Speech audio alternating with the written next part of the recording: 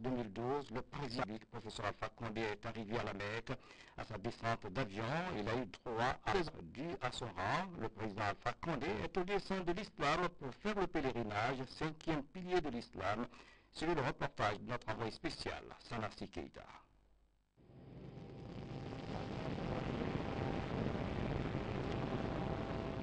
Pour le pèlerinage au dessein de l'islam, la délégation du président de la République arrive ce jour, 20 octobre 2012, à Médine. Médine, où elle était attendue par les autres saoudiennes et les responsables de l'ambassade de Guinée en Arabie Saoudite. Ainsi, cette dizaine de pèlerins a été conduite au salon d'honneur de cet aéroport de Médine. Ici, Professeur Andé a longuement échangé avec l'envoyé spécial du roi Abdallah sur les attentes du pèlerinage, aussi sur le renforcement de l'axe de coopération Conakry-Riyad. À compter de ce 21 octobre 2012, selon le calendrier établi, le président de la République et sa délégation formuleront des prières et bénédictions à la mosquée du prophète Mahomet, paix et salut sur lui. Verront ainsi sa tombe, celle de ses fidèles compagnons et le site historique de l'islam, à Médine. Sur le lieu saint de l'islam, le chef, professeur Alpha Condé, a entamé le pèlerinage. Le président de la République a prié et imploré grâce d'Allah pour qu'il répande sa miséricorde sur notre pays. Sanassi Keita, envoyé spécial, revient fort. 21 octobre 2012. Voici la mosquée du prophète Mahomet, paix et salut sur lui, à Médine. Mosquée où la délégation du président de la République est venue pour la prière de l'aube.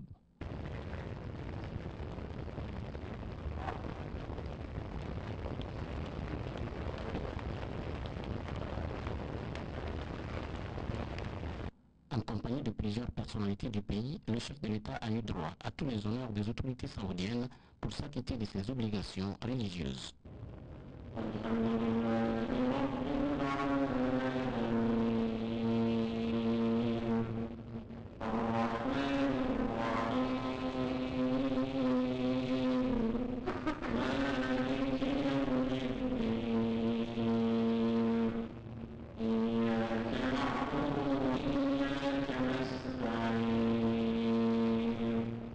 اهدنا الصراط المستقيم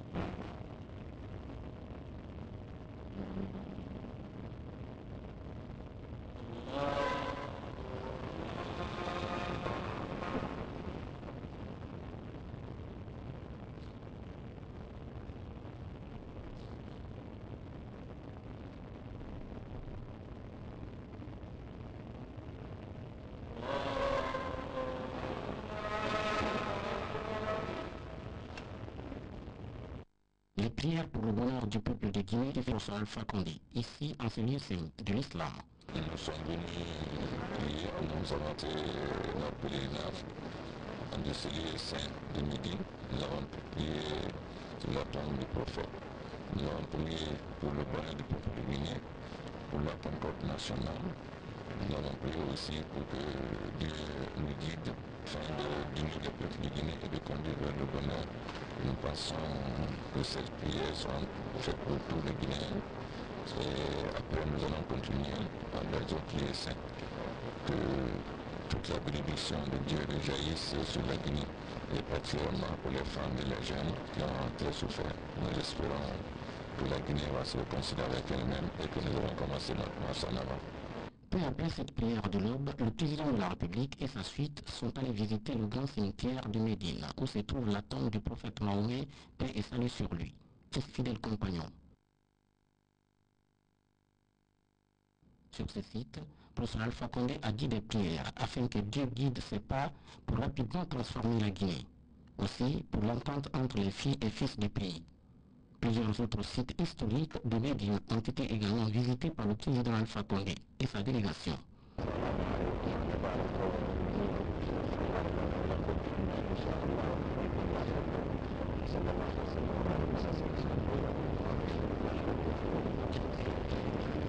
La délégation guinéenne conduite par son excellence monsieur le président de la République, professeur Alpha Condé, a eu l'opportunité de prier à la mosquée du prophète Mohammed sallallahu alayhi wa sallam. Et ensuite, nous avons eu l'occasion aussi de visiter sa tombe et la tombe de ses deux compagnons, Abou Bakr et Omar.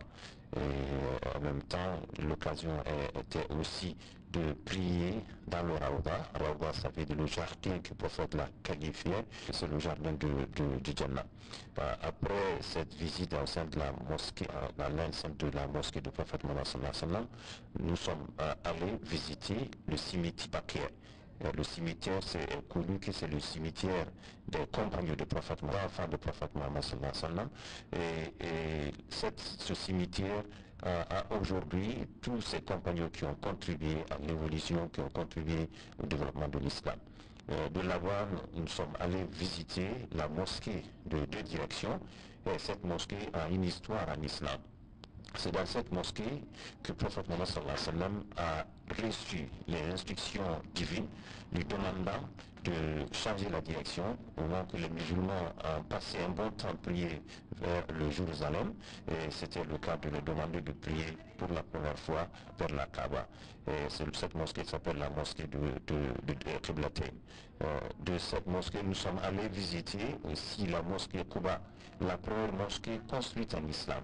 Au moment où l'arrivée du prophète Mohammed sallallahu alayhi wa sallam à Médine, les musulmans n'ont jamais été permis de construire leur mosquée. Cette mosquée de Quba était la première en la construction de sa propre mosquée qui s'appelle la mosquée de Médine. Cette mosquée est appelée mosquée de Quba, où les musulmans ont célébré, ont prié en congrégation pour la première fois dans l'histoire à Médine. De cette mosquée, nous avons eu aussi l'opportunité de visiter Chouhada, là où se trouvent les tombes des martyrs, les premiers martyrs de l'islam.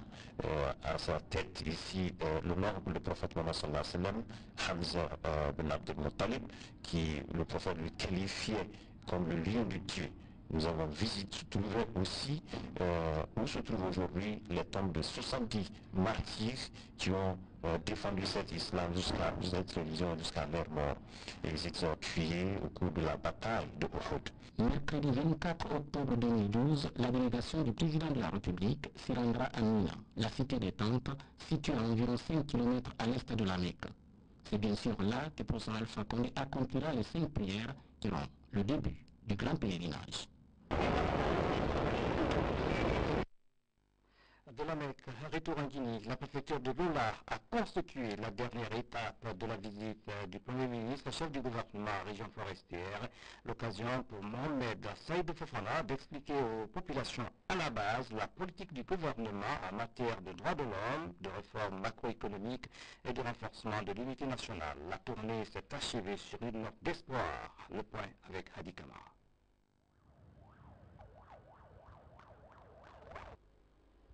Après l'accueil de Yomo, de Zirkoureville, de Zogota, de Massenta, le Premier ministre est venu boucler sa mission ici, à Lola, dans la région forestière. À l'instar des autres préfets, Lola est massivement sorti dans un élan de solidarité ponctué de convivialité et exprime au Premier ministre Mohamed Saïd Fofana son attachement aux idées de paix, de réconciliation nationale et de progrès du chef de l'État, professeur Alpha Condé. Excellence, Monsieur le Premier ministre, les espoirs sont grands et la vision du progrès dans tous les domaines anime tous les fils de Lola. Ainsi, chacun de nous, à quelque niveau social où il se trouve, se dit que sa pierre, si petite soit-elle, brillera dans l'édifice national. C'est pourquoi les fils de Lola ont l'esprit critique, le respect et l'amour de l'autre. La préfecture de Lola est économiquement juteuse et ses fils n'entendent pas freiner la mise en valeur des ressources.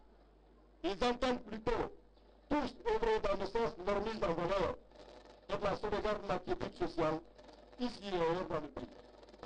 Excellence, Monsieur le Premier ministre, votre visite à Lola qui connaît la fin de la campagne agricole 2011-2012 de l'autosuffisance alimentaire, car elle s'inscrit dans le cadre de la conscientisation de la population en la replaçant dans son contexte réel. Faut-il signaler que cette campagne a pu être réussie et bien réussie grâce à l'apport inestimable du gouvernement de la République à travers les débats agricoles.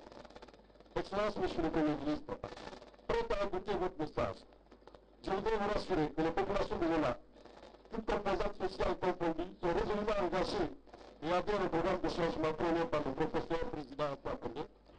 Nous sommes de cause sur le cadre ressortissant de Lola qui œuvre sans relâche à ce que la Guinée revienne sur la scène internationale avec une économie forte et durable.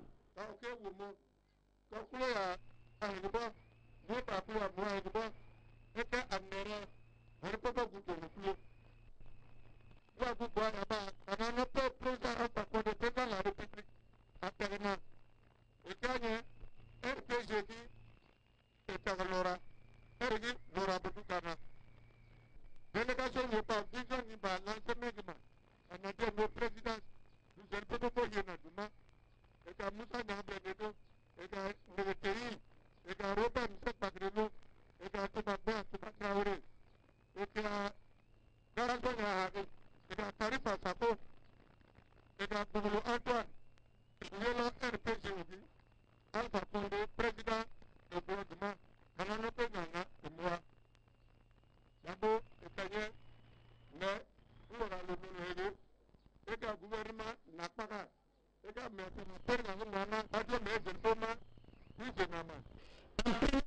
le Premier ministre a pris l'engagement que le gouvernement va travailler avec plus d'efficacité, plus de méthode, plus de sérénité et dans la rigueur pour les permanentes des solutions aux préoccupations quotidiennes des Guinéens. Il faut que Lola vive en paix comme toutes les régions forestières. C'est ce message que je transmets partout où je suis passé. Nous avons besoin de l'unité nationale. Nous avons besoin de la paix et de la quiétude sociale. Nous venons d'atteindre le point d'achèvement.